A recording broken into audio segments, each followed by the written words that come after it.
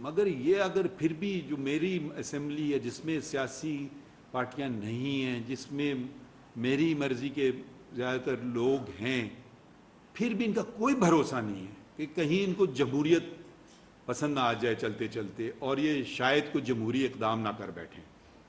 تو انہوں نے اپنے تحفظ کے لیے ایک آئین میں شک ڈالی جو آرٹیکل 58(2)B کے نام سے مشہور ہوئی کہ جب ان کا دل چاہے وہ ایک الیکٹڈ حکومت کو برطرف کر سکتے ہیں. یہ اور انہوں نے اس شک کا استعمال بھی کر دیا، کیونکہ انہی کے چنے ہوئے محمد خان جنید جو کچھ دن بعد ان کو پسند نہیں آئے، 29 مئی 88 میں انہوں نے محمد خان جنید صاحب کی حکومت کو برطرف کر دیا.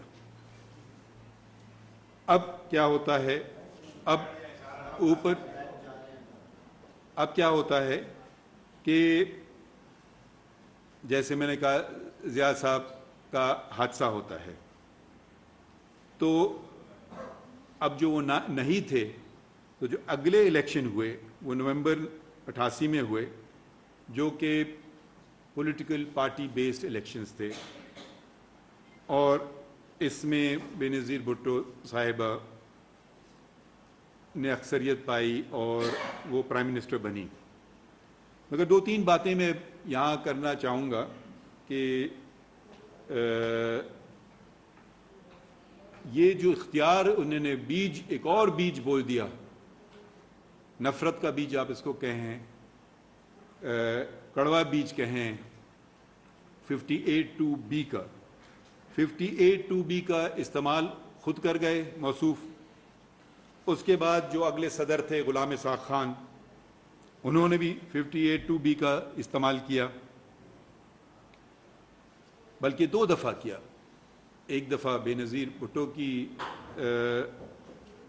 حکومت اور دوسری طرف نواز شریف کی حکومت. تو انہوں نے یہ ان کو اعزاز ہے کہ انہوں نے 2 دفعہ ایک شخص نے فیصلہ کر لیا کہ یہ غلط ہے. تھوڑی سی مجھے شرمندگی بھی ہوتی ہے کہ سپریم کورٹ سراہتی چلی گئیں، یہ اقدام چیلنج ہوئے، ریزولوشن غلط ہے، مگر انہوں نے کہا چلیں آگے بڑھتے ہیں. پھر بات چلی، اب ہم آ رہے ہیں ریسنٹ ہسٹری میں. 12 اکتوبر 99 میں ایک اور سرکاری ملازم نے سمجھا کہ مجھ سے تو بہتر شخص ہے نہیں، تو اس نے ہر پروکلمیشن آف ایمرجنسی 12 اکتوبر 99 کو اس نے ٹیک اوور کر لیا. پھر آپ کو کیا ہوا وہ تو آپ کے سامنے ہے، کیونکہ زیادہ پرانی باتیں نہیں ہیں. مگر انہوں نے 2 دفعہ وار کیا. ایک تو 12 اکتوبر 99 کو کیا، پھر انہوں نے دوسرا وار کیا، وہ تھا 3 نومبر 2007 میں، جب انہوں نے ایمرجنسی نافذ کی. 2-3 چیزیں ساتھ کی. عام طور پہ تو جس کو کوئی تکلیف ہوتی ہے وہ عدالت کا دروازہ دستک دیتا ہے، مگر ایک کیس رونما ہوا، ظاہراً وہ عجیب سا کیس تھا. وہ تھا تکہ اقبال محمد خان صاحب کا کیس. انہوں نے جنرل پرویز مشرف کے خلاف آئینی درخواست دے دی سپریم کورٹ میں. اب حیرت کی بات یہ ہے کہ ظاہراً تو یہ تھا کہ بھائی یہ جو اقدام ہوئے ہیں یہ غلط ہے، مگر جو تاریخ جو ریکارڈ کرتی ہے وہ کہتے ہیں کہ یہ ایک کرایا گیا تھا ایک پٹیشن کہ سپریم کورٹ سے ٹھپا لگا کے منظوری دی جائے اور ناجائز کو جائز بنائی جائے یا حرام کو حلال قرار دیا جائے. یہ ہوا. اس فیصلے کے تحت 7 جج صاحبان تھے. 2008 کا یہ فیصلہ ہے. اس کے بعد ایک اور اقدام بھی انہوں نے کیا. ہمیشہ جب آٹوکریٹک ڈکٹیٹوریل رول ختم ہوتا تھا اور پارلیمان واپس آتی تھی تو وہ تحفظ ایک حد تک دیتی تھی کہ بہت سارے قانون بہت سارے اقدام ہو چکے ہوتے ہیں پہلے تو ان کو ایک آئینی تحفظ دیا جاتا تھا. آرٹیکل 270A 270AA تھا جب ضیاء الحق کا زمانہ ختم ہوا تھا. مشرف صاحب نے خود اپنے آپ کو آئینی تحفظ دے دیا. وہ شق تھی آئین کی 270 AAA. اب یہ بھی ایک عجیب عجیب چیزیں ہوتی ہیں. آپ لوگ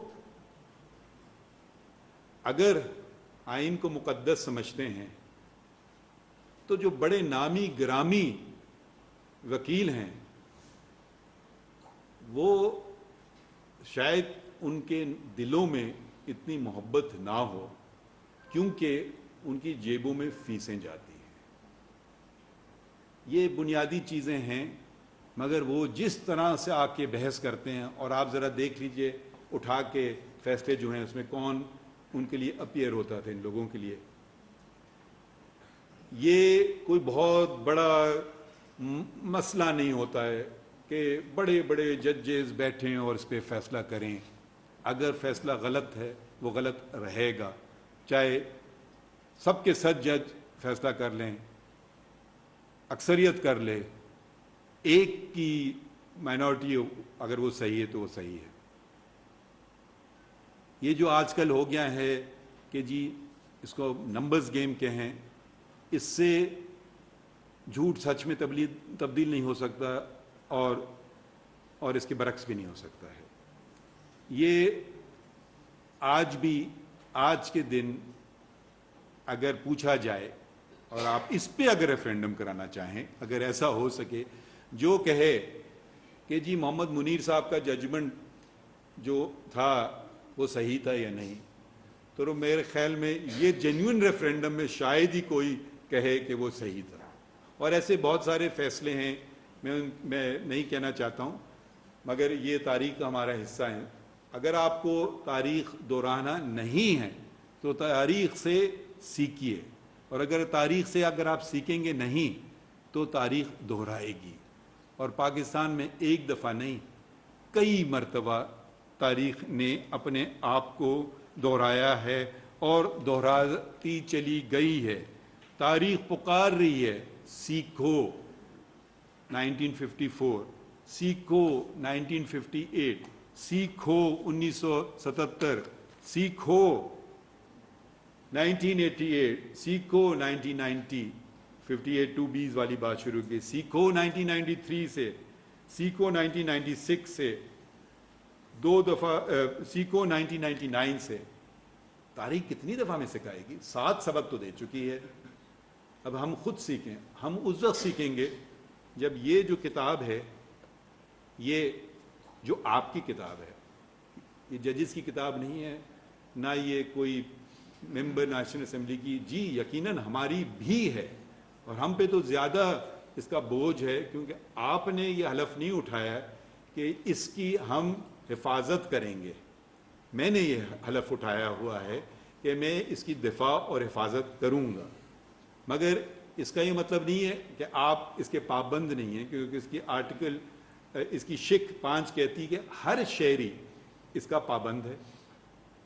نہ صرف ہر شہری پاکستانی بلکہ ہر غیر ملکی جو پاکستان میں موجود ہے اس پہ بھی یہ حاوی ہے یہ کتاب.